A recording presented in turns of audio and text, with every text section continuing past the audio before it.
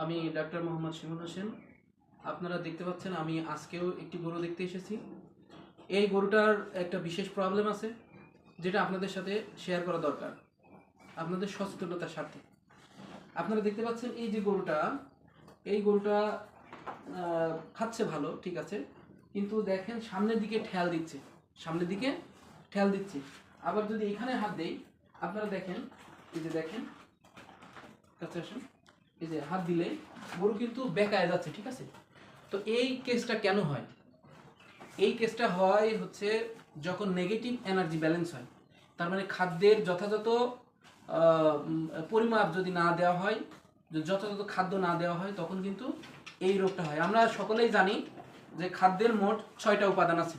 তার ভিতর কার্বোহাইড্রেট মানে শর্করা একটা বিশেষ খাবার, যেটা যদি আমরা যথাযথভাবে না দেই, তখন এই মানে আমাদের এই গবাদি পশুর, বিশেষ করে গরুর কিটোসিস নামক একটা রোগ হয়। কিটোসিস দুই প্রকার, একটা হচ্ছে নার্ভাল কিটোসিস আর একটা জেনারেল কিটোসিস। এই গরুটার কিন্তু নার্ভাল কিটোসিস, কারণ এ কিন্তু সামনের দিকে ঠেলতেছে, হ্যাঁ, তার তার ব্যালেন্স ঠিক নাই, নার্ভে এটা অ্যাটাক করে।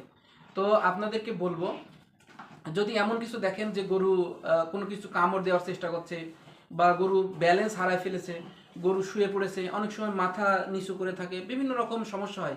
যেহেতু এটা দুই রকম কিটোসিস হয়, এটা নার্ভাল কিটোসিস। নার্ভাল কিটোসিসে সে কিন্তু নিজে এক জায়গায় দাঁড়াইতে পারবে না, ইমব্যালেন্স একটা ভাব তৈরি হবে।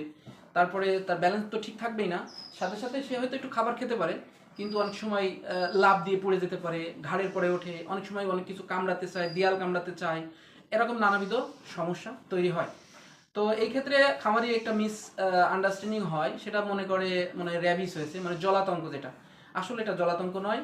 এটা সঠিক পরামর্শ পেলে গরু ভালো হয়ে যায়। এজন্য আমি আপনাদেরকে পরামর্শ দিব যে এরকম যদি কোনো আপনার শখের প্রাণীটি এরকম কোনো সমস্যা হয়, তাহলে আপনারা একজন দক্ষ ভেট, যে ভালো প্রাণী চিকিৎসক দক্ষ, বা যে কোনো ভেটেরিনারিয়ান আপনার উপজেলাতে আছে, তাকে ডেকে চিকিৎসা করাবেন। ইনশাল্লাহ আশা করি যদি যথাযথ চিকিৎসা হয়, আপনার গরুটা ভালো হয়ে যাবে। ধন্যবাদ।